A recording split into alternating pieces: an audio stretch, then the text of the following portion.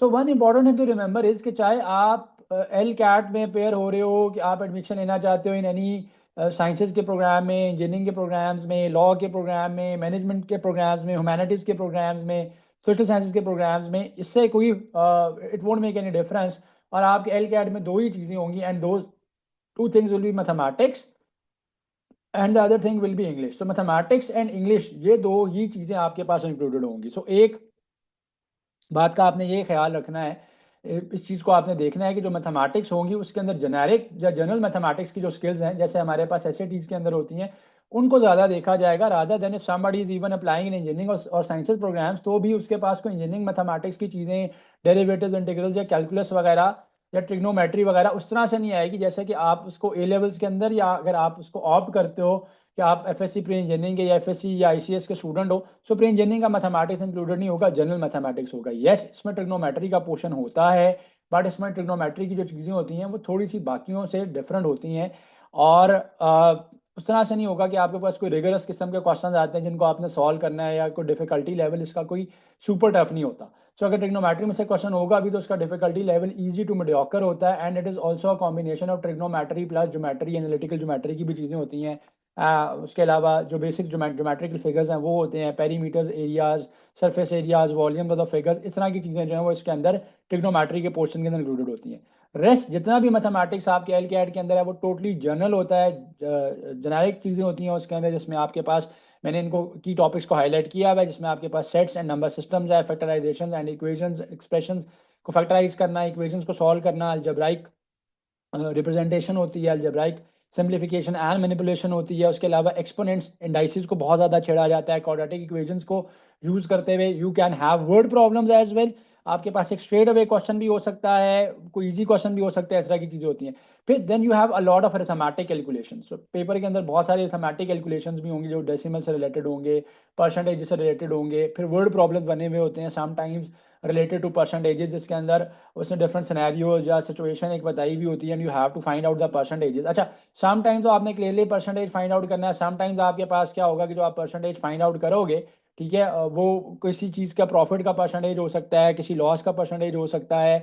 कोई ऐसी सिचुएशन उसने बताई भी है कि भाई अगर ऐसा करने से परसेंटेज इंक्रीज क्या होगा, परसेंटेज डिक्रीज क्या होगा, ऐसी चीज़ें होंगी।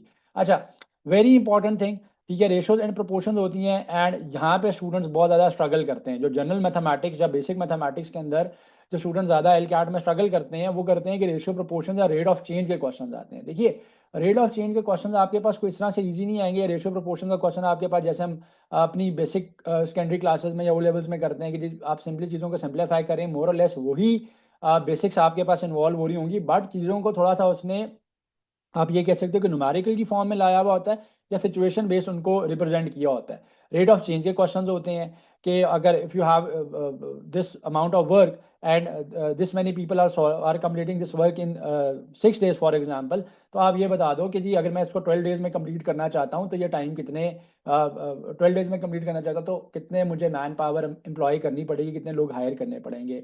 सिमिलरली रेट ऑफ चेंज के तरह के भी क्वेश्चंस आ सकते हैं पेपर के अंदर कि जी एक टैंक है, इट्स बीइंग फिल्ड अप, तो आपने ये बताना है कि अगर आपके पास rate of filling up with first tank, with first pipe tank को फिलअप करने में इतना टाइम लगता है, एंड सेकंड पाइप से टैंक कितने टाइम में फिलअप होता है, तो आप ये बता दो कि कंबाइंड रेट क्या है उनका, या अगर कंबाइंड रेट गिवन है तो किसी एक इंडिविजुअल रेट बता दो। तो इस यहाँ पे स्टूडेंट खामखा में स्ट्रगल कर जाते हैं। बड़ा इजी होता है, रेशोज और प्रोपोर्शन ही होते हैं, आपको देखना पड़ता है सिर्फ कि क्या इनवर्स रिलेशनशिप है, डायरेक्ट रिलेशनशिप है। फिर देन सीक्वेंस एंड सीरीज। अच्छा, सीक्वेंस एंड सीरीज यहाँ पे कोई आईक्यू बेस नहीं आएंगे कि जिनको आप जो है ना इंट्यूटिवली सॉल्व करोगे।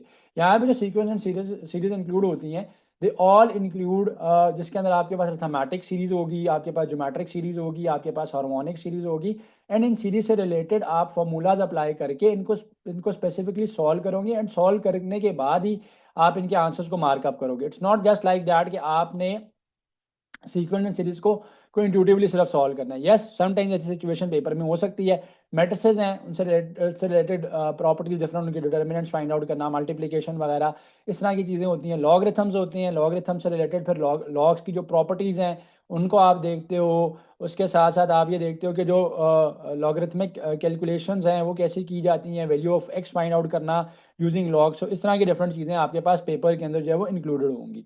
राइट जी। अपार्ट फ्रॉम डैट आपके पास परम्यूटेशन होती है, कॉम्बिनेशन होती है, बेसिक प्रोबेबिलिटी होती है, समटाइम्स कुछ कंडीशनल प्रोबेबिलिटी से रिलेटेड भी चीज़ें होती हैं। ट्रिग्नोमेट्री, यस, जो स्टूडेंट्स अप्लाई कर रहे होंगे ना कंप्यूटर साइंसेज के टेस्ट में, उनको थोड़ा सा लेवल एडवांस मिलेगा ट्रिग्नोमेट्री का, but basic trigonometry and basic geometrical चीज़ें होती हैं। फंक्शंस होते हैं, फंक्शंस रिलेटेड आपके पास आ जाते हैं कि फंक्शंस की डोमेन्स फाइंड आउट करना, उनकी रेंजेस फाइंड आउट करना, ग्राफ्स वगैरह से एसोसिएटेड क्वेश्चन होते हैं, डाटा इंटरप्रिटेशन से रिलेटेड क्वेश्चन होते हैं।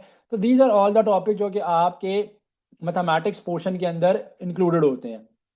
अपार्ट फ्रॉम डैट, ठीक है, अपार्ट फ्रॉम डैट आप को थोड़ी सी चीज़ें देखनी पड़ेंगी सैट से भी, बट मैं आपको ये सजेस्ट करूंगा कि सैट के साथ साथ अगर आप अपने एल के आर्ट की प्रिपरेशन कर रहे हो, so another important sources Khan academy. तो कहीं पे भी ऐसा नहीं है कि आप कहीं से प्रिपरेशन करोगे और एक कोई सोर्स है कि जो आपको कहेगा कि आप ये क्वेश्चन कर लो तो एल के आर्ट में यही क्वेश्चन आएंगे, ऐसा नहीं होगा। बट यस, आप प्रैक्टिस करके जाएंगे, अपने कॉन्सेप्ट्स को बना के जाएंगे। So these two, so Barron SAT and Khan Academy are two very good resources, जहाँ से आप इन सारी मैथमेटिकल चीज़ों को कवर अप कर सकते हो। ठीक है, अब हम बात करते हैं इंग्लिश की। तो इंग्लिश का सिलेबस क्या क्या होगा या की टॉपिक्स उसमें क्या क्या इंक्लूडेड होंगे। सो इंग्लिश के सिलेबस के अंदर you will be having vocabulary के क्वेश्चंस होंगे आपके पास, sentence correction and sentence completion से रिलेटेड चीज़ें होंगी आपके पास, एरर आइडेंटिफिकेशन होती है आपके पास, ठीक है, सो एरर्स को आइडेंटिफाई करना।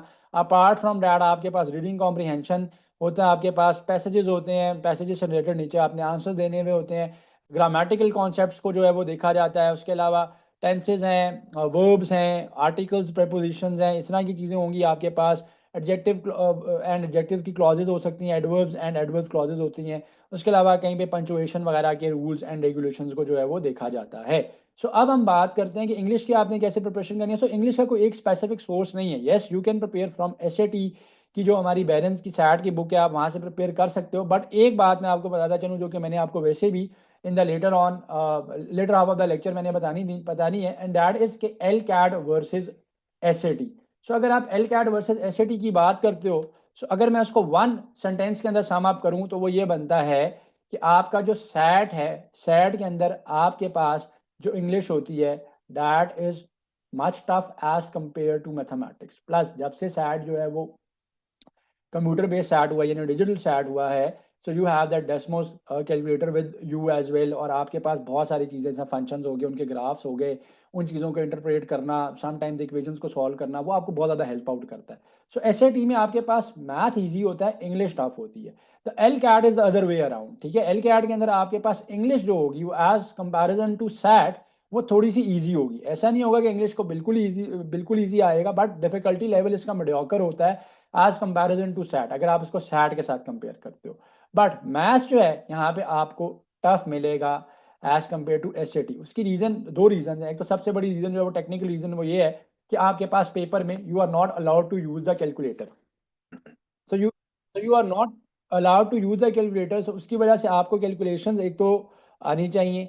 सेकेंडली आपके पास जो मैथमेटिक्स है, ठीक है, उसके अंदर थोड़ी सी चीज़ें ज़्यादा एक्सटेंसिव हैं, चीज़ों को ज़्यादा कवर किया गया है, सिलेबस जो है वो थोड़ा सा वाइड है एज कम्पेयर टू एसएटी।